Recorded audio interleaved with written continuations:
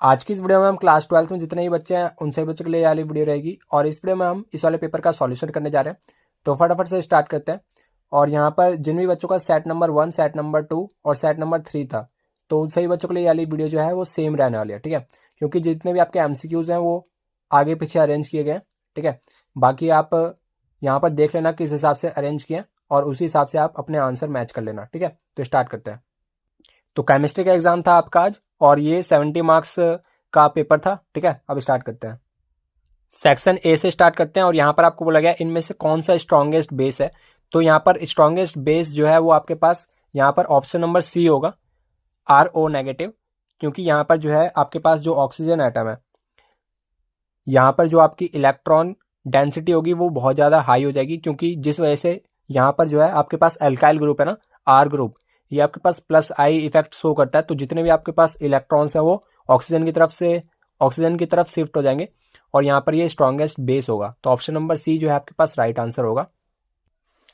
तो option number C आपका right answer है। और सेकंड क्वेश्चन में आपको बोला गया auto oxidation of chloroform in air and light produces a poisonous gas. और उस वाली पॉइजनस गैस का आपको नाम बताना था। तो वो वाली जो आपकी पॉइजनस गैस होगी वो आपके पास फॉस्जीन होगी, ठीक है। ऑप्शन नंबर सी आपके पास राइट आंसर होगा। अगला है आपके पास आइसोटेनिक सॉल्यूशन में जो आपका इनमें से density, refractive index, osmotic pressure और वॉल्यूम, इनमें से कौन सी चीज आपकी सेम रहती है आइसोटेनिक सॉल्यूशन में। तो आपके पास जो ऑस्मोटिक प्रेशर है वो आपके पास सेम रहता है। ऑप्शन नंबर सी आपके पास राइट आंसर होगा। अगला है आपके पास the specific sequence in which amino acids are arranged in a protein is called. तो यहाँ पर आपके पास प्राइमरी स्ट्रक्चर जो है आपके पास राइट आंसर होगा, ऑप्शन नंबर ए, ठीक है। इसी के अगले क्वेश्चन में आपको बोला गया और जिसकी वजह से ये हार्ड हो जाते हैं, ठीक है। तो ऑप्शन नंबर ए आपके पास राइट आंसर होगा। अगला क्वेश्चन है आपके पास, यहाँ पर आपको इस वाले रिएक्शन का करेक्ट नेम बताना है। तो यहाँ पर एक आपके पास अराइल ग्रुप है और N2+X- है और यहाँ पर HBrCu पाउडर है, ठीक है, कॉपर का पाउडर है। तो यहाँ पर आपके पास अराइल ग्रुप और Br बन जाता है और प्लस में N2। तो यहाँ पर से आपको इस वाली रिएक्शन का नाम बताना है। तो ये वाली जो आपकी रिएक्शन है ये गटरमैन रिएक्शन है, ठीक है। ये जो है आपके पास ये गटरमैन रिएक्शन है। तो यहाँ पर ऑप्शन नंबर डी जो है आपके पास राइट आंसर होगा। क्वेश्चन नंबर 7 में आपको कहा गया कि आपके पास ना 3 एल्कीन दिए गए हैं, ABCD। तो यहाँ पर आपको बताना है इनमें से ना जब हम इसकी रिएक्शन कराएंगे, try to convert them into tertiary butyl alcohol, ठीक है। तो यहाँ पर जो है ना आपको जब इसकी रिएक्शन करानी होगी किससे, see carried out acid catalyst hydration reaction on every alkene, ठीक है। तो हाइड्रेशन कराया गया है हर एक एल्कीन का और यहाँ पर टर्ट ब्यूटाइल अल्कोहल किस में बनेगा, यानी कि टर्शरी ब्यूटाइल अल्कोहल इसमें से किस में बनेगा। तो ऑप्शन नंबर डी जो है आपके पास राइट आंसर होगा। इसमें जो है आपके पास टर्शरी ब्यूटाइल अल्कोहल बनेगा, ठीक है। अगले क्वेश्चन की बात करें तो यहाँ पर आपको वेंट ऑफ फैक्टर निकालना था 4KCl एंड यहाँ पर आपको बोला गया ये कंप्लीटली डिसोसिएशन हो गया, ठीक है। तो आपके पास I इज इक्वल टू क्या होता है, van't Hoff factor is equal to 1 + n-1 into में अल्फा होता है, ठीक है। तो कंप्लीटली डिसोसिएट हो गया तो अल्फा की वैल्यू 1 है, ठीक है। तो यहाँ पर से 1 + n की वैल्यू 2 हो जाएगी क्योंकि K+Cl- में टूटेगा। और यहाँ पर से जब हम 2 - 1 करेंगे तो ये हो जाएगा हमारे पास 1 × 1। तो 1 + 1 हो जाएगा आपके पास 2। ऑप्शन नंबर बी आपके पास राइट आंसर होगा। आपको कहा गया क्वेश्चन नंबर 9 में dilution affects both molar conductivity as well as conductivity, ठीक है। जो डाइल्यूशन है वो मोलर कंडक्टिविटी और कंडक्टिविटी दोनों पर अफेक्ट करता है, ठीक है। तो यहाँ पर से आपके पास ये बताना है कि डाइल्यूशन के वक्त जो आपके पास मोलर कंडक्टिविटी और कंडक्टिविटी में क्या होता है, ठीक है। तो आपके पास जो मोलर कंडक्टिविटी है लैम्डा m, ठीक है, और आपके पास जो कंडक्टिविटी है K कापा, ठीक है। तो इन दोनों पे क्या वो पड़ेगा आपके पास। तो यहाँ पर जो आपका मोलर कंडक्टिविटी है ये आपके पास मोलर कंडक्टिविटी इंक्रीज करता है और जो आपके पास कंडक्टिविटी है वो डिक्रीज करता है, ठीक है। ऑप्शन नंबर बी आपके पास राइट आंसर होगा। 10th क्वेश्चन की बात करें, यहाँ पर आपको बोला गया इन्वर्टर में कौन सा सेल यूज होता है। तो लेड स्टोरेज सेल आपका यूज होता है इन्वर्टर के अंदर। और अगले क्वेश्चन में आपको बोला गया ये आपके पास carbon atom marked with a asterisk is chiral. तो यहाँ पर आपके पास जो यहाँ पर कायरल कार्बन दे रखे हैं आपके पास सारे के सारे, इनमें से आपको बोला गया कि इनमें से कौन सा कायरल कार्बन नहीं है। तो यहाँ पर ऑप्शन नंबर बी जो है आपके पास राइट आंसर होगा। अगले क्वेश्चन में बोला गया कि आपको यहाँ पर इस वाले रिएक्शन का ऑर्डर बताना है, तो ऑर्डर इसका हो जाएगा can not be predicted as order is determined by experimental. तो ये एक्सपेरिमेंटल डाटा होता है, तो इसको प्रिडिक्ट नहीं किया जा सकता।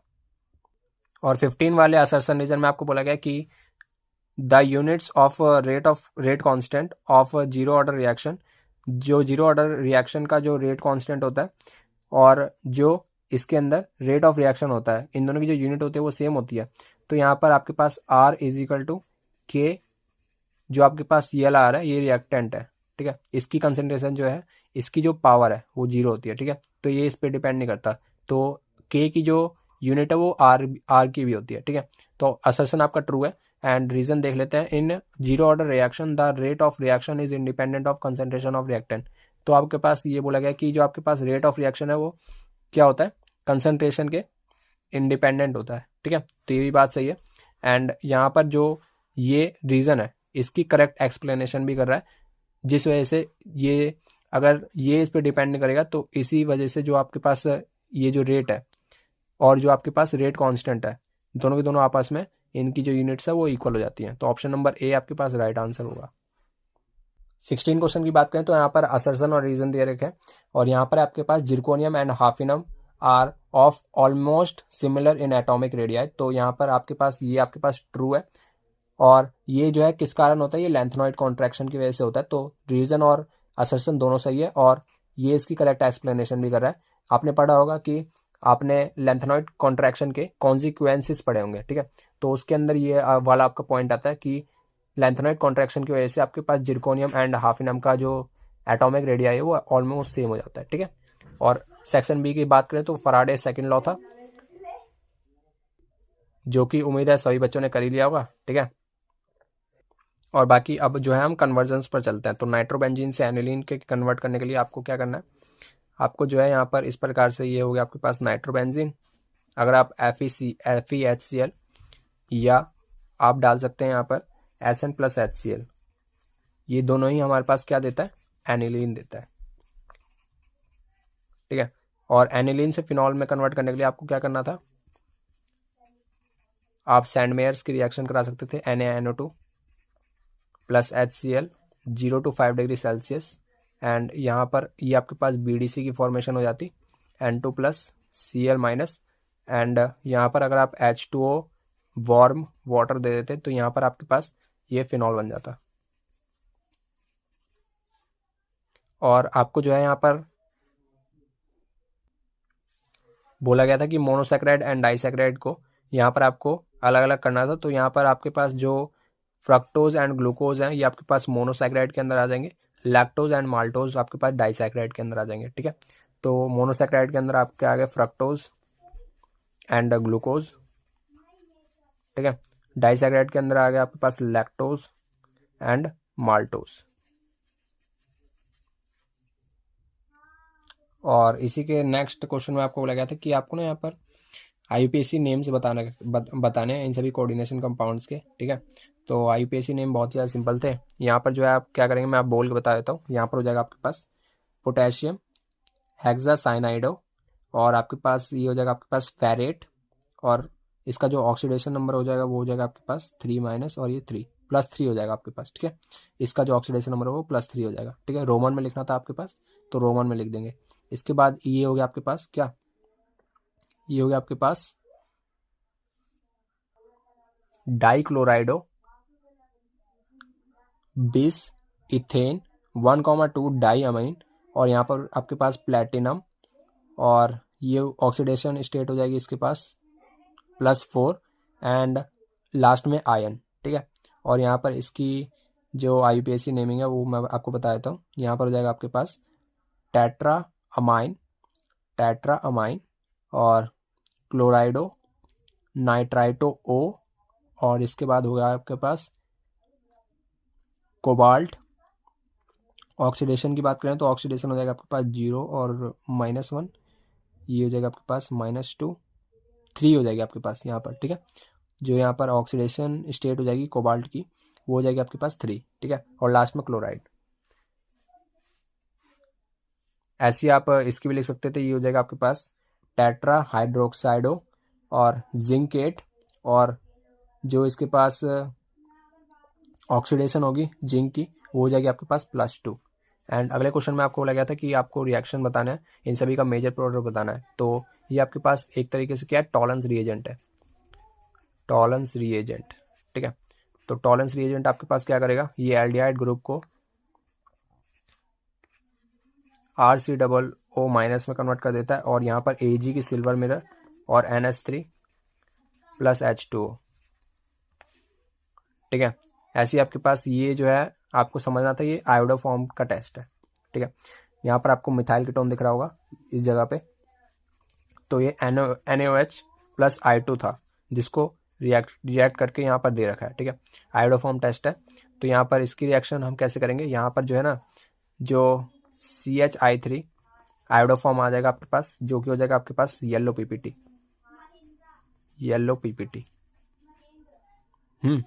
और इसके साथ साथ आपके पास आएगा यहाँ पर CH3 और यहाँ पर आ जाएगा H डबल बॉन्ड CH3 और यहाँ पर हो जाएगा आपके पास क्या, ये हो जाएगा COO- Na+ और प्लस में NaI। इस प्रकार से ये आपके पास रिएक्शन हो जाएगी, ठीक है। ये C डबल बॉन्ड O- और ये Na+ और NaI, ठीक है। इस प्रकार से आपका जो है ये वाली रिएक्शन हो सकती थी।